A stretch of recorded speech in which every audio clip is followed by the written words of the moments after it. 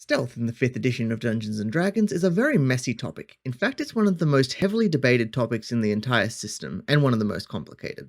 So what exactly do you need in order to stealth, or hide as the action is so named, and under what circumstances can a creature notice you? In addition, how exactly is being surprised supposed to work, and how should initiative be handled in tandem with it?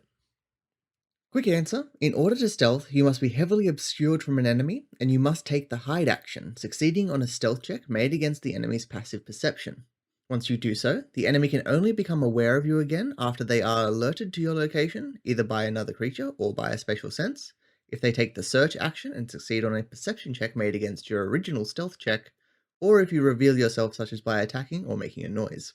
In the case of a tie, the creature searching wins and you are revealed or fail to hide. There are features and traits that can affect these interactions. If a hidden creature initiates combat by declaring an attack, the DM determines if the target is surprised and the attack happens on the creature's first turn, not immediately. On a surface level, that is at least what the rules have to say on the matter, which are unfortunately not as clear as compiled as we would like them to be. In order to fully understand why the rules are that way, and what kind of nuances and exceptions there are within the wording, we need to look in several different places. The first place people will often look is the actions in combat on page 192 of the player's handbook, where the hide and search actions are listed, but this actually tells us very little about stealth overall, so we will instead turn our attention to page 177, the hiding sidebar, which is considerably more important. Hiding. The DM decides when circumstances are appropriate for hiding. When you try to hide, make a dexterity stealth check. Until you are discovered or you stop hiding, that check's total is contested by the wisdom perception check of any creature that actively searches for signs of your presence. You can't hide from a creature that can see you clearly, and you give away your position if you make noise, such as by shouting a warning or by knocking over a vase. An invisible creature can always try to hide. Signs of its passage might still be noticed, and it does have to stay quiet. In combat, most creatures stay alert for signs of danger all around, so if you come out of hiding and approach a creature, it usually sees you. However, under certain circumstances, the DM might allow you to stay hidden as you approach a creature that is distracted, allowing you to gain advantage on an attack roll before you are seen. Passive perception. When you hide, there's a small chance that someone will notice you even if they aren't searching. To determine whether a creature notices you, the DM compares your dexterity stealth check with that creature's passive wisdom perception score, which equals 10 plus the creature's wisdom modifier, as well as any other bonuses or penalties. If the creature has advantage, add 5. For disadvantage, subtract 5. What can you see? One of the main factors in determining whether you can find a hidden creature or object is how well you can see in an area, which might be lightly or heavily obscured as explained in Chapter 8, Adventuring. Building off our quick answer at the start of the video, these fundamental rules for hiding imply that you are unable to hide from any creature who has line of sight on you. Line of sight in 5th edition is generally considered to be a 360-degree radius of vision under the implication that the creature is alert and checking its peripherals. But this is why it also says the DM can decide if the enemy is focused enough on something else that you could get away with stealthing while they have line of sight on you. But let's pay attention to that very first line, in that the DM has the final say on what conditions you are able to stealth under. A common tactic employed by some rogues is to duck behind a tree, stealth, then pop out and shoot, only to duck behind the same tree and try to stealth again, repeating this on each of their turns to get their sneak attack. By all the rules as written, this should be able to work. But that first line in the sidebar is there so that DMs can rightly say that no, the enemy just saw you go behind that tree, you do not qualify as hidden. I've also seen a player try to use this tactic at night, but with the dark vision range of an enemy, and this shouldn't work for similar reasons. I as a DM rule that the player needs to take the time to relocate, remaining unseen, moving more than a couple spaces away before they are able to hide again. They could potentially play whack-a-mole with a large enough piece of cover, but using the same cover multiple times is typically a no-go, as the enemy is aware of the piece of cover after it has been used once. Other things that we can defer from the first half of the sidebar is that you can still be tracked while hidden, which is important when travelling at a slow pace, but rangers have a feature or two that interact with this.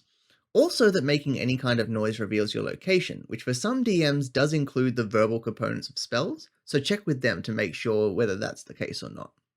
The middle part about passive perception was summed up in the quick answer, so we'll move on to the part about what constitutes as being unseen. For this, we'll draw our attention to page 183 of the player's handbook, Vision and Light, where we can find the rules for light and heavy obscurement.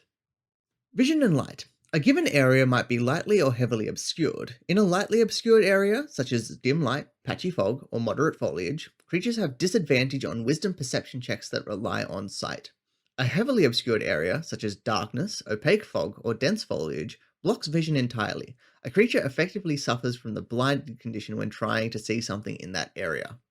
The presence or absence of light in an environment creates three categories of illumination: bright light, dim light, and darkness. Bright light lets most creatures see normally. Even gloomy days provide bright light, as do torches, lanterns, fires, and other sources of illumination within a specific radius. Dim light, also called shadows, creates a lightly obscured area. An area of dim light is usually a boundary between a source of bright light, such as a torch, and the surrounding darkness. The soft light of twilight and dawn also counts as dim light. A particularly brilliant full moon might bathe the land in dim light. Darkness creates a heavily obscured area. Characters face darkness outdoors at night, even most moonlit nights, within the confines of an unlit dungeon or subterranean vault, or in an area of magical darkness. The final section of the hiding sidebar can be misleading. Earlier, the sidebar calls out the invisible condition, and now in the rules for heavy obscurement, we are also informed that any creature you are heavily obscured from is effectively blinded in regards to you. So let's look at conditions on page 290. The blinded condition tells us that a creature automatically fails any checks that rely on sight, which has led to a few players believing that a creature physically cannot detect you if you are completely obscured from it. But in our sidebar, it points out that you can still be heard while stealthing, so the creature can still make its perception check on its turn unimpeded. They would need to be blinded and deafened to automatically fail in this way. Looking at the invisible condition though, it shows us that being invisible only grants you constant heavy obscurement in regards to stealth, so basically meaning you can always try to hide unless a creature has a special sense, like blind sight, that can ignore invisibility, the types of which can also be found on page 183, with vision and light. Note that you are able to hide from creatures with true sight, rules as written, but some DMs rule that you can't hide from a creature with true sight, so again, check with them. Also note, contrary to popular belief, being invisible does not actually grant advantage on stealth checks.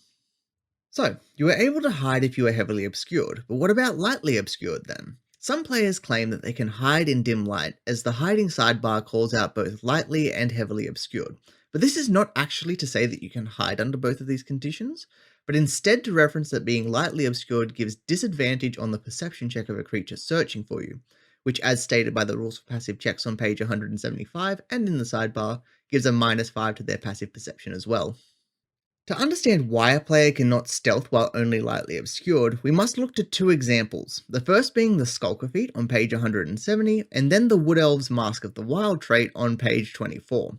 Both of these features give agency to the player, allowing them to hide while only lightly obscured. This implies that normally they should be unable to hide in dim light or fog, which are forms of light obscurement. One other thing we should note is that obscurement is not equal to cover. Having full cover from a creature does heavily obscure you from them as well, but being heavily obscured doesn't automatically give you full cover, nor does half or three-quarters cover have any relation to light obscurement. Also, while we're discussing Mask of the Wild, we should also note that the Lightfoot Halfling's naturally stealthy trait does not give them any kind of obscurement or cover, so any creature that has line of sight on them can still see them. This is because their halfling nimbleness doesn't allow them to end their turn in the creature's space, so they have to be in the empty space behind the ally. So any attacks made against the halfling don't award the halfling a cover bonus either.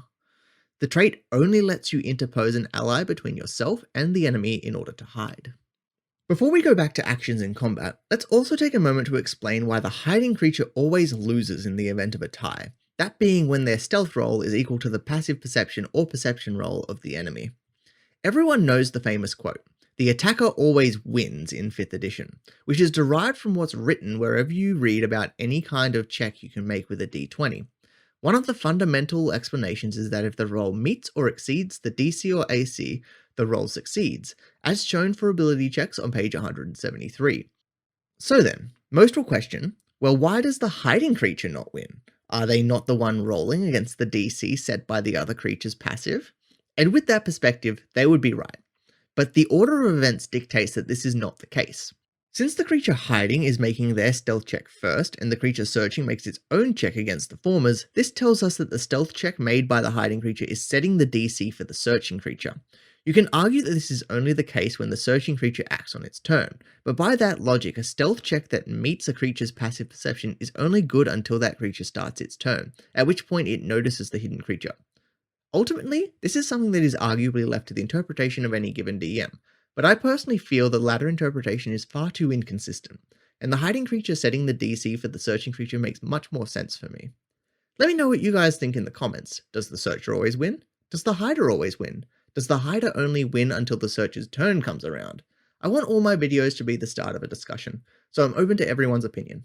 With all that said, we finally come back to actions in combat on page 192, specifically the hide and search actions. The main thing that these two actions imply is that a creature must use its action on a turn in order to make an ability check, including stealth and perception checks made to hide or to spot a hiding creature. Unless of course you have a feature that allows you to do it with a different action, like the Rogue's Cunning action feature or the haste spell. If a creature does not use its action to search for a hidden creature, they must use their passive perception, meaning they cannot roll for it. This is a common mistake made by DMs everywhere. Looking specifically at the hide action now, we can see that it references one last set of rules, unseen attackers and targets on page 194, which I believe is one of the main causes for confusion on the topic of stealth overall, because those rules really only state that you gain advantage on attack rolls while hidden, and you auto miss if you try to hit a creature that isn't there, which doesn't actually grant a whole lot of insight into what hiding entails, and instead it should really point us to the hiding sidebar that we've been discussing throughout this video. Although, these rules also tell us that making an attack reveals your location to all creatures nearby, unless you have a feature like the Skulker feat, which keeps you hidden on a missed attack. Something to note is that there is a section called Noticing Other Creatures on page 243 of the Dungeon Master's Guide, which provides a few examples to DMs about what might constitute as a situation where a player could or couldn't stealth, and also to say that if the party and the enemies aren't actively stealthing, they automatically notice one another, which segues us to the topic of what is commonly called surprise rounds. Surprise on page 186 of the Player's Handbook is not strictly related to stealth, but often comes hand in hand with the discussion on stealth. Surprise.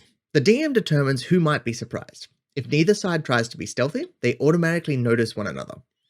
Otherwise, the DM compares the dexterity stealth checks of anyone hiding with the passive wisdom perception score of each creature on the opposing side. Any character or monster that doesn't notice a threat is surprised at the start of the encounter. If you are surprised, you can't move or take an action on the first turn of combat, and you can't take a reaction until that turn ends. A member of a group can be surprised even if the other members aren't. Typically, a surprise round occurs if a creature who is actively hiding initiates combat against a creature who is not actively searching. Surprise itself is pretty self-explanatory, but the point in bringing it up is that a lot of players like to try and squeeze in a barrage of held attacks before the roll of initiative. I can't count how many times I've heard, "I get to attack first, right?" after calling for an initiative roll. The short answer is, it's up to DM discretion, but the long answer is actually no. You are typically not allowed to make attacks before or as initiative is rolled. It is the declaration of an attack that triggers the initiative roll, and then the attacker must wait until their turn to make the attack. To draw a comparison, the players are not like Han Solo. They did not shoot first. Han did though. The initiative roll serves to see if the enemy notices the player becoming hostile, and the outcome of everyone's roll determines who acts first. This is where we find the purpose of the thusly dubbed surprise round. An unsuspecting enemy may be surprised by a sudden attack, and that is supposed to be mechanically represented by that creature losing their turn on the first round of combat, not by a flurry of free attacks beforehand. Unfortunately, the rules for surprise are very cut and dry, and don't really factor in a lot of nuances that could happen on a case-by-case basis. But to wrap this part up, it's worth saying that all of these rules for stealth and surprise go both ways. As it is for the players, so it is for the enemies. Some of these explanations might be less fun for players, but in instances like that, it's for the DM to decide how they want to run it. Now, I've got a fun fact for everyone. Did you know that having proficiency with Carpenter's tools can give you advantage on a stealth check made across a wooden floor that will creak? Not sure how that's going to help you in regular play, but it's a written benefit of the proficiency in Xanathar's Guide to Everything. With all that said, we've reached the end of the video. This is the part where I beg you to like and subscribe. Please, sir, I want some subs. If you've got something you'd like to add to the conversation, comment down below, and I'll pin any good points made. Other than that, thank you for watching, I hope you have a lovely day, and may the dice be ever in your favor.